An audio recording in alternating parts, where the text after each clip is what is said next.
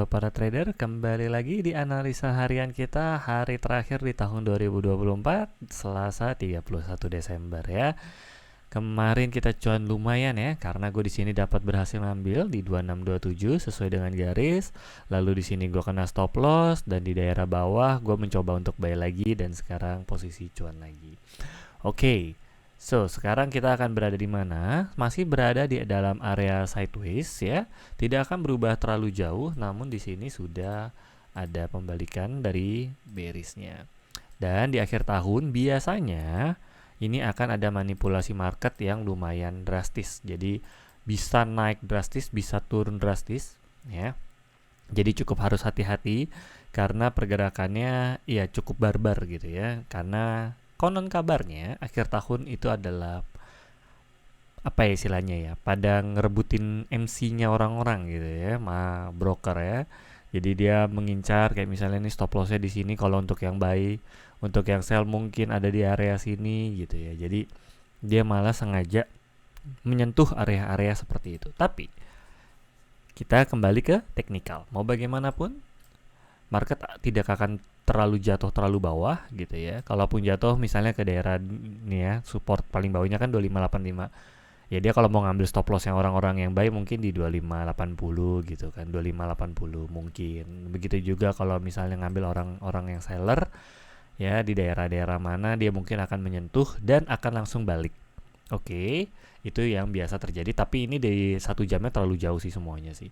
Kalau dia mau ke support lumayan ya 20, mungkin malam hari baru bisa disentuh ya, begitu juga di atas mungkin masih terlalu jauh juga. Oke, jadi kemana arahnya masih nge-sell ya, seperti tadi gue udah bilang arahnya masih sell.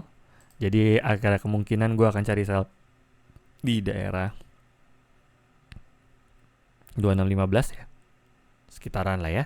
Kalau misalnya dia naik, lalu kalau dia turun ke bawah mungkin gue akan cari daerah supportnya. Ini adalah support yang terakhir 2584 karena ini agak sedikit mau menyentuh nggak nyentuh gitu kan ini ya, di terakhir ya di 2590 ya, bisa sell tipis-tipis tapi ini masih ke arah downtrend, tapi ini juga bisa balik ke atas sedikit untuk dia melanjutkan penurunan ke bawahnya. Oke.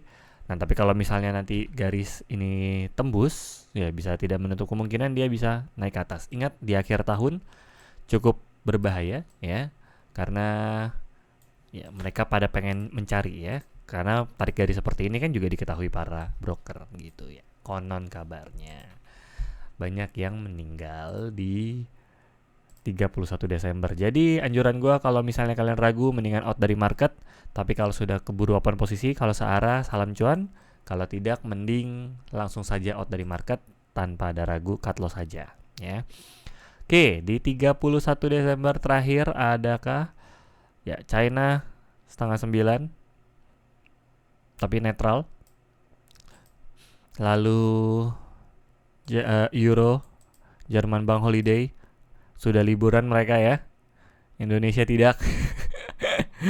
Nah, di jam 9 ya tipis-tipis aja. News tipis-tipis. Jadi akan ada cenderungan sideways, tapi sideways-nya sideways down trend. Mana nih garisnya? Sideways downtrend.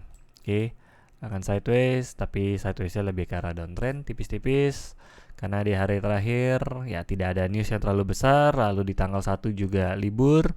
Jadi kemungkinan kita akan ketemu lagi di tanggal 2. Ya, tanggal 1 bank libur, tanggal 2 pun masih banyak yang bank yang masih libur, jadi akan cenderung sideways.